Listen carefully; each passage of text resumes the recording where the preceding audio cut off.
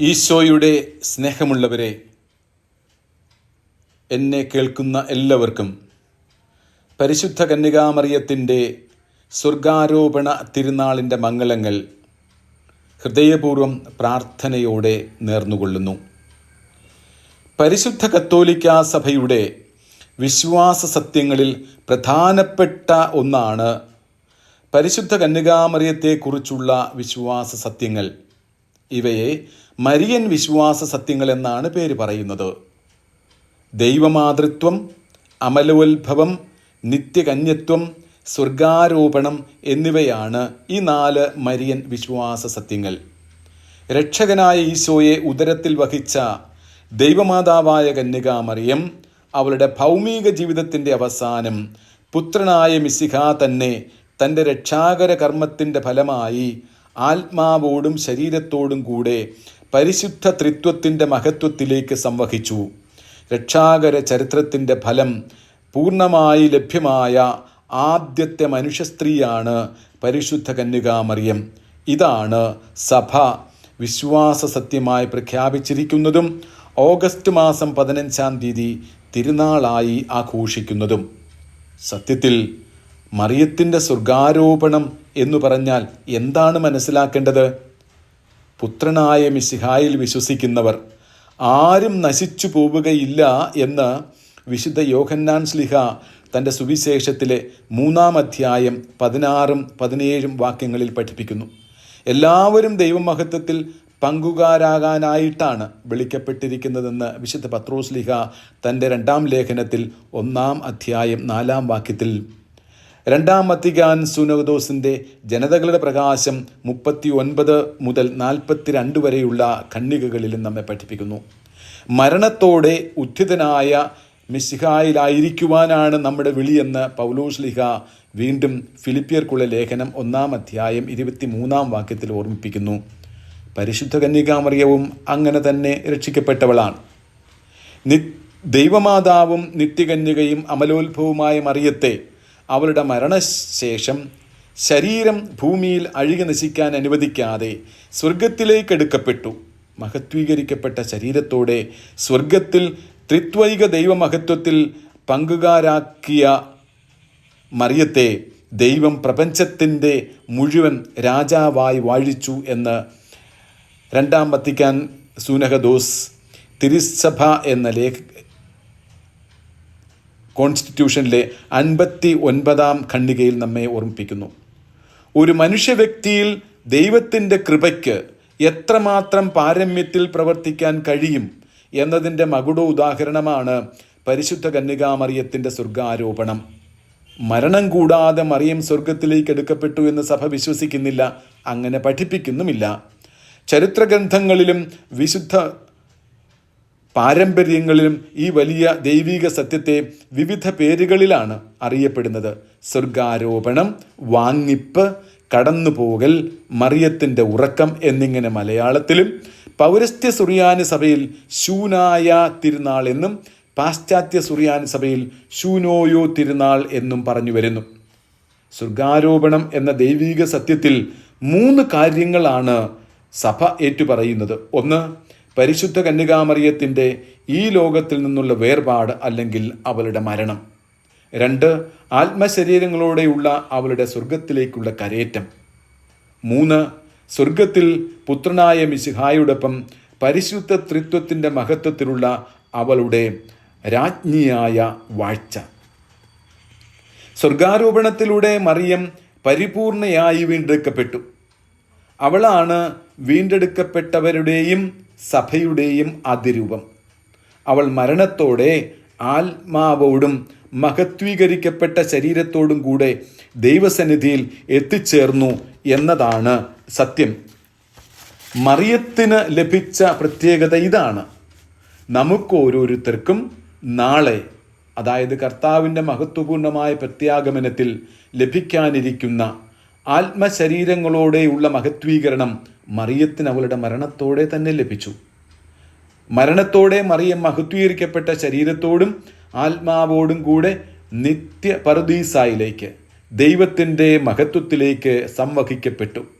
നമുക്ക് ഈ മഹത്വീകരണം കർത്താവിൻ്റെ മഹത്വത്തിലുള്ള വരവിലാണ് സംഭവിക്കുന്നത്. അങ്ങനെയെങ്കിൽ മറിയത്തിന് മാത്രം ഇങ്ങനെ സംഭവിക്കാനുള്ള കാരണം എന്താണ്? അതിൻ്റെ പ്രധാന കാരണം മറിയത്തിൻ്റെ അതുല്യമായ സ്ഥാനമാണ്. അവൾ ദൈവമാതാവാണ്. എമ്മേദ് ആലാഹ തെയോത്തോക്കോസ്. ദൈവപുത്രന് ശരീരം നൽകി അവനെ തൻ്റെ ഉദരത്തിൽ വഹിച്ച മറിയത്തിൻ്റെ ശരീരം ഭൂമിയിൽ അഴുകിപ്പോകുന്നത് ദൈവത്തിൻ്റെ പദ്ധതിയല്ല. അവിടുത്തെ പദ്ധതിക്ക് അത് യോജിച്ചതുമല്ല. പാപത്തിൻ്റെ ഫലമാണ് മരണവും ശരീരത്തിൻ്റെ ജീർണതയും. മറിയത്തിന് ഇത് ബാധകമല്ല. കാരണം ദൈവമാതാവാകാൻ ദൈവം അവളെ അമലോത്ഭവയായി ജനിപ്പിച്ചു, നിത്യകന്യകയായി പരിപാലിച്ചു. എങ്കിൽ അവൾ സ്വർഗാരൂപതയായേ മതിയാകൂ. അതുകൊണ്ട് അവളെ ദൈവം സ്വർഗത്തിലേക്ക് കരയേറ്റി. ഈ വിശ്വാസം ദൈവശാസ്ത്രപരമായി യുക്തിസഹവും സാമാന്യ ബുദ്ധിക്ക് മനസ്സിലാക്കാവുന്നതുമാണ്. സത്യത്തിൽ ഇതിനെന്താണ് തെളിവ്? ഈ ദൈവിക യാഥാർത്ഥ്യം മനസ്സിലാക്കുവാൻ പല തെളിവുകളാണ് മരിയ ശാസ്ത്രജ്ഞന്മാർ നമുക്ക് നൽകുന്നത്. ഇവ സത്യത്തിൽ തെളിവുകൾ എന്നതിനേക്കാൾ ഉപരി അടയാളങ്ങളായിട്ട് വേണം മനസ്സിലാക്കേണ്ടത്. ശാസ്ത്രീയ പരീക്ഷണ നിരീക്ഷണങ്ങളിലൂടെ തെളിയിക്കാവുന്നത് ഒന്നല്ല വിശ്വാസ സത്യം. ഈ മരിയൻ വിശ്വാസ സത്യവും അങ്ങനെ തന്നെ. ഇതേക്കുറിച്ച് വിശുദ്ധ ഗ്രന്ഥത്തിൽ വ്യക്തമായ ഭാഷയിലുള്ള തെളിവുകൾ നമുക്ക് ലഭ്യമല്ല. എന്നാൽ പഴയ പുതിയ നിയമഗ്രന്ഥങ്ങളിൽ മറിയത്തെക്കുറിച്ചുള്ള നിരവധി ഉപമകളും അവൾക്ക് മരിയശാസ്ത്ര വിചിന്തനത്തിൽ ചാർത്തിയിരിക്കുന്ന നിരവധി അവദാനങ്ങളും മറിയത്തിൻ്റെ സ്വർഗാരോപണത്തിലേക്ക് വിരൽ ചൂണ്ടുന്നതാണ്. ഒന്നാമത്തേത് വിശുദ്ധ ഗ്രന്ഥത്തിലെ സൂചനകളാണ്. ഇസ്രായേൽ ജനങ്ങൾ കാനാൻ ദേശത്തേക്ക് തങ്ങളുടെ യാത്രയിൽ സംവഹിച്ചുകൊണ്ട് നടന്ന വാഗ്ദാന പേടകം മറിയത്തിൻ്റെ ആത്മശരീരങ്ങളോടെയുള്ള കരേറ്റത്തെ സൂചിപ്പിക്കുന്നതാണ്. ദ്രവിക്കാത്ത മരം കൊണ്ട് നിർമ്മിച്ചതും കർത്താവിൻ്റെ ആലയത്തിൽ സ്ഥാപിക്കപ്പെട്ടതുമായ മറിയത്തിൻ്റെ പേടകം മറിയത്തിൻ്റെ പ്രതീകമാണ്. ഉടമ്പടിയുടെ പേടകം മറിയത്തിൻ്റെ പ്രതീകമാണ്. എല്ലാ ജീർണതകളിൽ നിന്നും സംരക്ഷിക്കപ്പെടുകയും സ്വതന്ത്രമാക്കപ്പെടുകയും സ്വർഗത്തിൻ്റെ വലിയ മഹത്വത്തിലേക്ക് ഉയർത്തപ്പെടുകയും ചെയ്ത മറിയത്തിൻ്റെ മാതൃകയാണ് വാഗ്ദാന പേടകം എന്ന് മറിയത്തിൻ്റെ സ്വർഗാരോപണം വിശ്വാസ സത്യമായി പ്രഖ്യാപിച്ചുകൊണ്ട് ഉള്ള ശ്ലൈഹിക പ്രബോധനത്തിൻ്റെ 26-ാം ഖണ്ഡികയിൽ 12-ാം മാർപ്പാപ്പ ചൂണ്ടിക്കാണിക്കുന്നു. വിശുദ്ധ ഗ്രന്ഥത്തിലെ മറ്റു ചില പരാമർശങ്ങളും മറിയത്തിൻ്റെ സ്വർഗാരോപണത്തെക്കുറിച്ചുള്ളതാണെന്ന് മരിയ ശാസ്ത്രജ്ഞന്മാർ പഠിപ്പിക്കുന്നു. കർത്താവെ, എഴുന്നേറ്റ് ശക്തിയുടെ പേടകത്തിൻ്റെ വിശ്രമത്തിലേക്ക് വരണമെന്ന സങ്കീർത്തനകൻ്റെ വാക്കുകളും അങ്ങനെ ദാവീദും ഇസ്രായേൽ ഭവനവും ആർത്തുവിളിച്ചും കാഹളം മുഴക്കിയും കർത്താവിൻ്റെ പേടകം കൊണ്ടുവന്നു എന്ന രാജാക്കന്മാരുടെ 2-ാം പുസ്തകം 6-ാം അധ്യായത്തിലെ പരാമർശവും ആത്മനാഥനെ ചാരി വിജനപ്രദേശത്ത് നിന്നും വരുന്ന ഇവൾ ആരാണ് എന്ന് മറിയത്തെ കണ്ട് സ്വർഗവാസികൾ ആശ്ചര്യപ്പെട്ടു എന്നും മരുഭൂമിയിൽ നിന്നുയർന്ന സുഗന്ധദ്രവ്യങ്ങളുടെയും കുന്തിരിക്കത്തിൻ്റെയും മീറയുടെയും ധൂപസ്തംഭം പോലെയാണ് വരുന്നവളെന്നുമുള്ള ഉത്തമഗീത പരാമർശവും പരിശുദ്ധ കന്യകാമറിയത്തിൻ്റെ സ്വർഗാരോപണത്തെക്കുറിച്ചുള്ള അടയാളങ്ങളായി മനസ്സിലാക്കി വരുന്നു. രണ്ടാമത്തേത് മറിയത്തിൻ്റെ കബറിടമാണ്. ജെറൂസലമിൽ ഒലിവുമലയുടെ താഴ്വരയിലുള്ള 5-ാം നൂറ്റാണ്ടിൽ നിർമ്മിച്ച സ്വർഗാരോപണത്തിൻ്റെ ദൈവാലയത്തിൽ വണങ്ങി വരുന്ന കബറിടം മറിയത്തിൻ്റെതാണ് എന്ന് ഇന്നും വിശ്വസിക്കുന്നു. വിശുദ്ധ എസ്തപ്പാനോസിൻ്റെ കവാടത്തിന് മുകളിൽ നിന്ന് കെദ്രോൺ താഴ്വര കടന്ന് ചെല്ലുമ്പോൾ പഴയ ജെറൂസലം പട്ടണത്തിൻ്റെ മതിലിനരികെ ഗെത്സമേൻ തോട്ടത്തിനടുത്താണ് ഈ ദേവാലയം. വിശുദ്ധ യോവാക്കിമിനെയും വിശുദ്ധ യൗസേപ്പിനെയും അനുസ്മരിക്കുവാനുള്ള പ്രത്യേക സ്ഥലങ്ങൾ അവിടെയുണ്ട്. കബറിടത്തിന് ചുറ്റും ഇന്നും സുഗന്ധദ്രവ്യങ്ങൾ പൂശിയും പൂക്കൾ കൊണ്ട് അലങ്കരിച്ചും തിരികൾ തെളിച്ചും ആദരിച്ചു വരുന്നു. മറിയത്തിൻ്റെ കല്ലറ അവസാനമായി തുറന്നത് AD 451 കാൽസിഡോൺ സൂനഹദോസ് സമ്മേളിച്ചിരുന്ന സ്ഥലത്ത് തങ്ങളുടെ തലസ്ഥാനത്തേക്ക് പ്രതിഷ്ഠിക്കുവാൻ പരിശുദ്ധ മറിയത്തിൻ്റെ തിരുശേഷിപ്പ് കൊണ്ടുവരുവാൻ മാർസിയോൺ ചക്രവർത്തി ജെറൂസലം പാത്രിയാർക്കീസിനോട് ആവശ്യപ്പെട്ടു. തുറന്നപ്പോൾ അത് ശൂന്യമായി കിടന്നിരുന്നു എന്ന് ചരിത്രം സാക്ഷിക്കുന്നു. ഈ ശൂന്യമായ കല്ലറ മറിയത്തിൻ്റെ സ്വർഗാരോപണത്തിന് തെളിവല്ലെങ്കിലും അത് അടയാളമായി കരുതി വരുന്നു. മൂന്നാമത്തേത് പരിശുദ്ധ കന്യകാമറിയത്തെക്കുറിച്ചുള്ള നിരവധി ഐതിഹ്യങ്ങളാണ്. മറിയത്തോടുള്ള ഭക്തിയും ദൃഢമായ പാരമ്പര്യവും ഒന്നിച്ചു ചേർന്നുള്ള വിശ്വാസദാർഢ്യമാണ് ഈ ഐതിഹ്യങ്ങളിലൂടെ തെളിയുന്നത്. നാലാമത്തത് അപ്രമാണിക രേഖകളാണ്. മറിയത്തിൻ്റെ സ്വർഗാരോപണത്തിൻ്റെ വിവരണം നൽകുന്ന അപ്രമാണിക രേഖകൾ സ്വർഗാരോപണത്തിൻ്റെ തെളിവായി തന്നെ ചില മരിയൻ ശാസ്ത്രജ്ഞന്മാർ എടുത്തു കാണിക്കുന്നു. അരിമത്യാക്കാരൻ യൗസേപ്പിൻ്റെ വിവരണം എന്ന അപ്രമാണിക ഗ്രന്ഥമാണ് ഇതിൽ ഏറ്റവും പ്രധാനപ്പെട്ടത്. മരണത്തോടെ തന്നെ മറിയം സ്വർഗത്തിലേക്ക് എടുക്കപ്പെട്ടുവെന്ന വിശ്വാസം ആദ്യകാലത്ത് തന്നെ ആരംഭിച്ചുവെന്ന് സൂചനകൾ നൽകുന്നതാണ് ഈ അപ്രമാണിക രേഖയിലെ പരാമർശം. മറിയം മരിച്ചു കഴിഞ്ഞപ്പോൾ അവളുടെ ശരീരം ജോസഫാത്തിൻ്റെ താഴ്വരയിൽ അടക്കം ചെയ്തു. മാലാഖാമിർ ഇറങ്ങി വന്ന് ഈ ശരീരം സ്വർഗത്തിലേക്ക് കൊണ്ടുപോയി. ഈ സമയം ഉറക്കത്തിലായിരുന്ന തോമാസ് ശ്ലീഹായ്ക്ക് ഇതേക്കുറിച്ചൊരു ദർശനമുണ്ടായി. തുടർന്ന് ശ്ലീഹ അത്ഭുതകരമായി ജെറൂസലമിലേക്ക് സംവഹിക്കപ്പെട്ടു. ശ്ലീഹായ്ക്ക് മറിയത്തെ മാലാഖാമാർ സംവഹിക്കുന്നത് ഒരിക്കൽ കൂടി കാണുവാൻ അനുഗ്രഹം ലഭിച്ചു. എന്നെയും നിന്റെ പുത്രൻ്റെ അടുത്തേക്ക് എത്തിക്കണമേ എന്ന് ശ്ലീഹ പ്രാർത്ഥിച്ചു. നിനക്ക് എൻ്റെ അടുത്തു വരാം എന്ന് പറഞ്ഞുകൊണ്ട് മറിയം അവളുടെ അരക്കെട്ട് എറിഞ്ഞു കൊടുക്കുകയും ചെയ്തുവെന്ന് ഇതിൽ രേഖപ്പെടുത്തിയിരിക്കുന്നു. മറിയത്തിൻ്റെ കബറിടത്തിങ്കൽ എത്തിയെങ്കിലും അവളുടെ ശരീരം ശ്ലീഹന്മാർ ഒരുമിച്ച് തുറന്നെങ്കിലും കല്ലറയിൽ കണ്ടില്ല. അവർ മാലാഖാമാരുടെ കാഹളവും സ്വർഗീയ സംഗീതവും കേട്ടു. ഇതിൽ നിന്നെല്ലാം ആത്മശരീരങ്ങളോടെ മറിയം സ്വർഗത്തിലേക്ക് എടുക്കപ്പെട്ടു എന്ന സത്യം ശ്ലീഹന്മാരുടെ കാലം മുതൽ നിലനിന്നിരുന്നു എന്ന് വേണം നാം മനസ്സിലാക്കേണ്ടത്.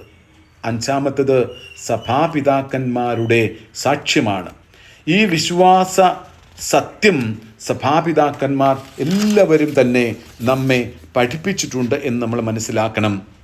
വിശുദ്ധ എപ്പിഫാനോസും ടൂർസിലെ വിശുദ്ധ ഗ്രിഗറിയും ദമാസ്കസിലെ വിശുദ്ധ യോഹന്നാനും ഇതിൽ ഏതാനും ചില പേരുകൾ മാത്രമാണ്. ആറാമത്തേത് പുരാതന രേഖകളും പഠനങ്ങളുമാണ്. ഇതിൽ ബുക്സ് ഓഫ് ഡൊർമീഷൻ എന്നതും സ്തൂതിയും ബിബ്ലിക്കും ഫ്രാൻസിസ്കാനും എന്നതും ഏറ്റവും പ്രധാനപ്പെട്ടതായി മരിയൻ ശാസ്ത്രജ്ഞന്മാർ കരുതുന്നു. ഏഴാമത്തേത് സെൻസുസ് ഫിദേലിയും, വിശ്വാസികളുടെ വിശ്വാസ ബോധ്യം. ആദ്യകാലം മുതൽ വിശ്വാസികളുടെ മനസ്സിലുണ്ടായിരുന്ന വിശ്വാസം മറിയം ആത്മശരീരങ്ങളോടെ സ്വർഗത്തിലേക്ക് കരേറ്റപ്പെട്ടുവെന്നാണ്. വിശ്വാസികളുടെ സമൂഹം ഒന്നാകെ വിശ്വസിക്കുന്ന കാര്യങ്ങൾ തെറ്റുപറ്റാൻ സാധിക്കുകയില്ല എന്ന് സഭയുടെ അടിസ്ഥാന വിലയിരുത്തലാണ്. ഇതിനാണ് വിശ്വാസികളുടെ വിശ്വാസബോധം സെൻസുസ് ഫിദേലിയും എന്ന് പറയുന്നത്. ദൈവത്തിൻ്റെ പരിശുദ്ധ റൂഹായാൽ പ്രചോദിതരായി വിശ്വാസത്തെയും ധാർമ്മിക നിയമങ്ങളെയും സംബന്ധിക്കുന്ന കാര്യങ്ങളിൽ യോജിപ്പ് പുലർത്തുമ്പോൾ അവരുടെ പ്രകൃത്യതീതമായ വിശ്വാസബോധത്തിൽ സഭ വിശ്വസിക്കുകയും അംഗീകരിക്കുകയും ചെയ്യുന്നു എന്ന് മതബോധന ഗ്രന്ഥം 92 93 ഖണ്ഡികകളിൽ നമ്മെ ഓർമ്മിപ്പിക്കുന്നു. ഇങ്ങനെ വിശ്വാസികളുടെ വിശ്വാസത്തിൽ വളർന്നു വന്ന മറിയം ആത്മശരീരങ്ങളോടെ സ്വർഗത്തിലേക്ക് കരേറ്റപ്പെട്ടു എന്ന സത്യം നൂറ്റാണ്ടുകൾക്ക് ശേഷം വിശ്വാസ സത്യമായി പ്രഖ്യാപിച്ചു. മറിയത്തിൻ്റെ സ്വർഗാരോപണം വിശ്വാസ സത്യമായി പ്രഖ്യാപിച്ചുകൊണ്ട് 12-ാം പീയൂസ് മാർപ്പാപ്പ പ്രസിദ്ധീകരിച്ച രേഖയാണ് മ്യൂനിഫിച്ചെന്തിസിമുസ് ദേയൂസ്, അത്യുദാരനായ ദൈവം എന്ന അപ്പസ്തോലിക കോൺസ്റ്റിറ്റ്യൂഷൻ. ഇതിൽ മാർപ്പാപ്പ ഇങ്ങനെ പറയുന്നു: കന്യകാമറിയത്തിൻ്റെ ശരീരത്തോടു കൂടിയുള്ള സ്വർഗാരോപണം ദൈവത്താൽ വെളിവാക്കപ്പെട്ടതും തന്മൂലം സഭയുടെ എല്ലാ മക്കളും വിശ്വസിക്കേണ്ട സത്യമാണെന്ന് തെളിയിക്കുന്ന സുനിശ്ചിതവും ദൃഢവുമായ ഒരു തെളിവ് സഭയുടെ സാധാരണ പ്രബോധന അധികാരത്തിൻ്റെ സാർവത്രിക സമ്മതത്തിൽ നിന്നും നമുക്ക് ലഭിച്ചിരിക്കുന്നു. വിശ്വസിക്കേണ്ട കാര്യങ്ങൾ പ്രഖ്യാപിക്കേണ്ടി വരുമ്പോഴും പലപ്പോഴും ഈ രീതി സഭ തുടർന്നു പോന്നു. പരിശുദ്ധ കന്യകാമറിയം ആത്മശരീരങ്ങളോടെ തൻ്റെ പുത്രനാൽ പരിശുദ്ധ ത്രിത്വത്തിൻ്റെ മഹത്വത്തിലേക്ക് എടുക്കപ്പെട്ടു എന്നത് ആദ്യകാലം മുതൽ വിശ്വാസികൾ വിശ്വസിച്ചു പോന്നു. ഈ വിശ്വാസ സത്യമാണ് മാർപ്പാപ്പ ഇങ്ങനെ നിർവചിച്ചത്: ദൈവ മാതാവും നിത്യകന്യകയുമായ മറിയം തൻ്റെ ഇഹലോക ജീവിതത്തിൻ്റെ അവസാനം ആത്മശരീരങ്ങളോടെ സ്വർഗത്തിലേക്ക് സംവഹിക്കപ്പെട്ടു എന്നത് ദൈവം വെളിപ്പെടുത്തിയ വിശ്വാസ സത്യമാണ് എന്ന് നാം പ്രഖ്യാപിക്കുന്നു. ഇവിടെ മറ്റൊരു കാര്യം ഓർക്കേണ്ടതായിട്ടുണ്ട്. കർത്താവീശോ മിശിഹായുടെയും പരിശുദ്ധ കന്യകാമറിയത്തിൻ്റെയും സ്വർഗപ്രാപ്തിയിൽ സാമ്യമോ വ്യത്യാസമോ ഉണ്ടോ? സാരമായ വ്യത്യാസമാണുള്ളതെന്ന് നാം മനസ്സിലാക്കണം. മലയാള ഭാഷയിൽ ഒരക്ഷരത്തിൻ്റെയും ഇംഗ്ലീഷ് ഭാഷയിൽ ഏതാനും ചില അക്ഷരങ്ങളുടെയും വ്യത്യാസത്തിലാണ് സ്വർഗാരോഹണം, അസെൻഷൻ, സ്വർഗാരോപണം, അസംഷൻ എന്നീ 2 പദങ്ങൾ ഉപയോഗിക്കുന്നത്. ഇത് വെറും ഭാഷാപരമായ വ്യത്യാസം മാത്രമല്ല, ദൈവശാസ്ത്രപരവും വിശ്വാസപരവുമായ വ്യത്യാസം അവ തമ്മിലുണ്ട്. സ്വർഗാരോഹണം, അസെൻഷൻ, കർത്താവായ ഈശോ മരണോത്ഥാനങ്ങൾക്ക് ശേഷം 40-ാം നാൾ സ്വർഗത്തിലേക്ക് കരയേറി എന്നാണ് അർത്ഥമാക്കുന്നത്. പിതാവിൻ്റെ ഇഷ്ടപ്രകാരം തൻ്റെ ഭൗമിക ദൗത്യം പൂർത്തിയാക്കിയ ഈശോ കർത്താവും ദൈവവുമായിരുന്നത് കൊണ്ട് സ്വർഗത്തിൽ നിന്നും അവരോഹണം ചെയ്തു. അവിടുന്ന് തന്നെത്താൻ സ്വർഗത്തിലേക്ക് ആരോഹണം ചെയ്തു എന്ന് സാരം.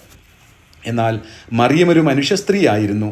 അവളെ അമലോത്ഭവയായി ജനിപ്പിച്ച് ദൈവമാതാവാക്കിയ ദൈവം അവളുടെ ഭൗമിക ജീവിതം പൂർത്തിയാക്കിയപ്പോൾ പുത്രനായ മിശിഹ തൻ്റെ പ്രിയ മാതാവിനെ ആത്മശരീരങ്ങളോടെ സ്വർഗത്തിലേക്ക് കരേറ്റി. മറിയത്തിന് തനിയെ അത് സാധ്യമായിരുന്നില്ല. ദൈവമാണത് നടത്തിയത്. അത് പുത്രനായ മിശിഹ വഴിയായിരുന്നത് കൊണ്ട് സ്വർഗാരോപണം എന്ന് പേര് പറയുന്നു. സ്വർഗാരോപണം ഇന്നത്തെ നമ്മുടെ ജീവിതവുമായിട്ട് എന്താണ് ബന്ധം? ഒരു ക്രിസ്തീയ വിശ്വാസിയുടെ അനുദിന ജീവിതം സ്വർഗത്തെ ലക്ഷ്യമാക്കിയുള്ളതാകുവാൻ ഈ വിശ്വാസ സത്യം നമ്മെ പഠിപ്പിക്കുന്നു. സ്വർഗാരോപണം മാനവ മഹത്വീകരണത്തിൻ്റെ അടയാളവും പ്രതീക്ഷയുമാണ്.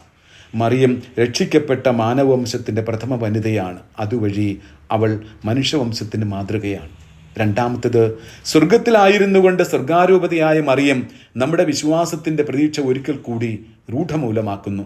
സ്വർഗം ഉണ്ടെന്നും നമ്മൾ സ്വർഗത്തിൽ ചേരാൻ ഉള്ളവരാണെന്നും സ്വർഗാരോപണം നമ്മെ ഓർമ്മിപ്പിക്കുന്നു.